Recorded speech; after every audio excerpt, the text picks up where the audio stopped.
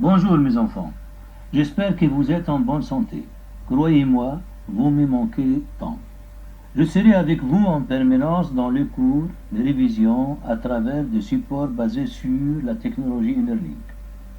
Tous mes remerciements à l'équipe technique de l'école tunisienne d'Oha, qui a fourni des efforts considérables pour installer cette plateforme. Mes enfants, avec le travail dévoué, avec le courage, avec l'espoir, avec la solidarité, avec la prière, avec le respect strict des règles de l'hygiène, on va vaincre ensemble cette pandémie coronavirus. Rassurez-vous, on a presque fini notre programme. Il nous reste seulement deux modules, 7 et 8. Aujourd'hui, je vais vous présenter une leçon de grammaire qui a pour objectif reconnaître et employer les compléments de temps. J'observe. Avant de se coucher, Paul écrit une lettre à ses parents. Son papa et sa maman liront cette lettre du jour après. Ils répondront le lendemain à son courrier.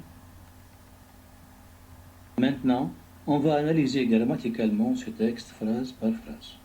On va commencer par la première phrase. Avant de se coucher, Paul écrit une lettre à ses parents. Le groupe de mots écrit en rouge répond à quelle question? Bien sûr, quand. Quand Paul écrit-il cette lettre? Il indique le temps de l'action. Maintenant, on va supprimer les mots écrits en rouge et on va relire la phrase. Paul écrit une lettre à ses parents. Le sens de la phrase est complet. Donc, le complément de temps n'est pas essentiel. Il est supprimable. On peut le supprimer. Dans cette phrase, combien y a-t-il de compléments essentiels? Paul écrit quoi? Écrit une lettre. Donc, une lettre, c'est un complément essentiel. C'est un complément direct. Est-ce qu'on peut mettre un point ici? Bien sûr, non. À qui a-t-il écrit cette lettre? Donc, à qui a-t-il écrit cette lettre? Il a écrit cette lettre à ses parents. Donc, ses parents, c'est un complément indirect. Il est essentiel. Dans cette phrase, il y a deux compléments essentiels. Maintenant, on va revenir à cette phrase. On va essayer de déplacer les compléments de temps. Paul écrit une lettre à ses parents avant de se coucher. Ici, donc, le complément de temps est à la fin de la phrase. Ou bien, Paul, avant de se coucher, écrit une lettre à ses parents. Donc, il y a plusieurs façons de déplacer le complément de temps. Deuxième phrase. Son papa et sa maman liront cette lettre 2 jours après. Donc, le groupe de mots en rouge répond à la question quand. C'est un complément de temps. On va supprimer aussi le complément de temps. Parce que le reste, son papa et sa maman liront cette lettre. On va déplacer aussi le complément. 2 jours après, son papa et sa maman liront cette lettre. Troisième phrase. Ils répondront le lendemain à son courrier. Dans cette phrase, le complément de temps est placé. Dans cette phrase, le complément de temps est placé au milieu de la phrase. Donc, regardez, donc il y a une virgule avant et une virgule après le complément. On va maintenant essayer de supprimer tous les compléments et on va relire le texte. Paul écrit une lettre à ses parents. Son papa et sa maman liront cette lettre. Ils répondront à son courrier. Paul écrit une lettre à ses parents. Quand? Avant de se coucher. Papa et maman liront cette lettre. Quand? 2 jours après. Ils répondront à la lettre de leur fils. Quand? Le lendemain. Les mots et groupes de mots en rouge répondent à la question quand. Ils apportent des renseignements sur le moment où se déroulent les événements. Ce sont des compléments de temps. Comme le complément du lieu, les compléments de temps peuvent être déplacés et parfois même supprimés. Ce sont des compléments non essentiels. Exemple. Avant de se coucher, Paul écrit une lettre à ses parents. Paul écrit une lettre à ses parents avant de se coucher. Paul écrit une lettre à ses parents. Maintenant, on va faire quelques exercices d'application. Consigne. Souligne le complément de temps dans les phrases suivantes. J'ai pris ma première leçon de bicyclette à 4 ans. Deuxième phrase. Chaque jour, la télé et la radio diffusent le bulletin Corona. Troisième phrase. De nos jours, on utilise l'ordinateur dans l'enseignement à distance. Quatrième phrase. Depuis la découverte de l'informatique, la communication est devenue très facile. Dans la première phrase, le groupe nominal sujet, c'est un pronom personnel sujet. J'ai, la première personne du singulier. Le complément de temps, c'est à 4 ans.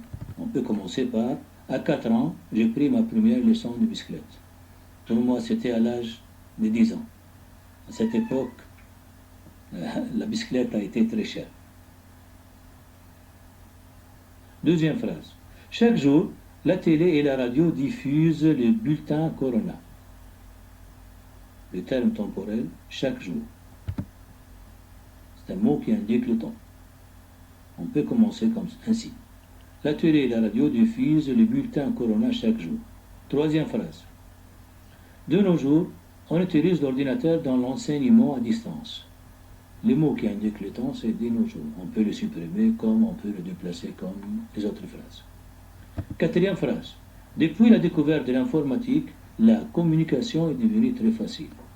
Le groupe de mots qui indique le temps, depuis la découverte de l'informatique. On peut supprimer ça. Et on lit, la communication est devenue très facile. Comme on peut le déplacer. À la fin, exemple. La communication est devenue très facile depuis la découverte de l'informatique. Ou bien, la communication, depuis la découverte de l'informatique, est devenue très facile. L'exercice numéro 2. Sépare par un trait le groupe nominal sujet du groupe verbal. Puis, souligne le complément de temps. La première phrase. Je vous rendrai votre appareil photographique à la fin de la semaine. Deuxième phrase. Pendant les prochaines vacances, nous irons à la mer. Troisième phrase. Une émission télévisée sur les planètes sera diffusée ce soir. Et dernière phrase.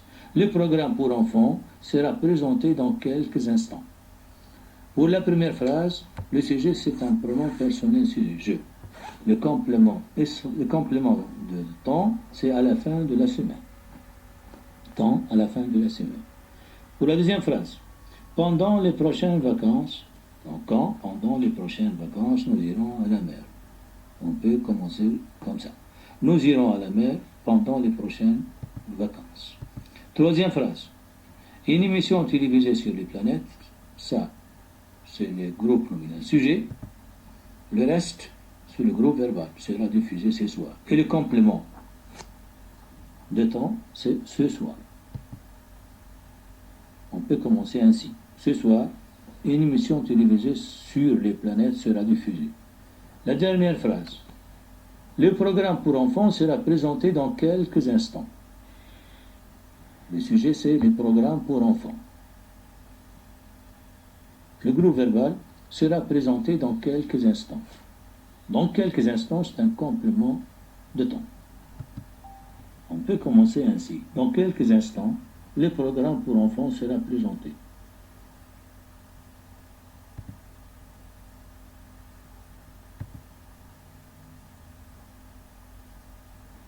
On passe maintenant au travail individuel sur le cahier d'activité.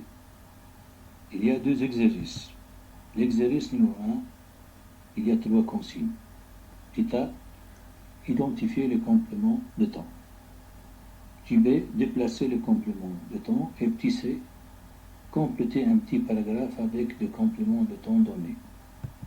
L'exercice numéro 2 a pour objectif classer des actions selon l'ordre chronologique et identifier le complément de temps.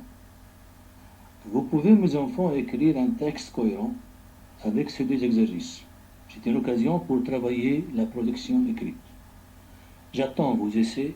Au revoir et à la prochaine séance.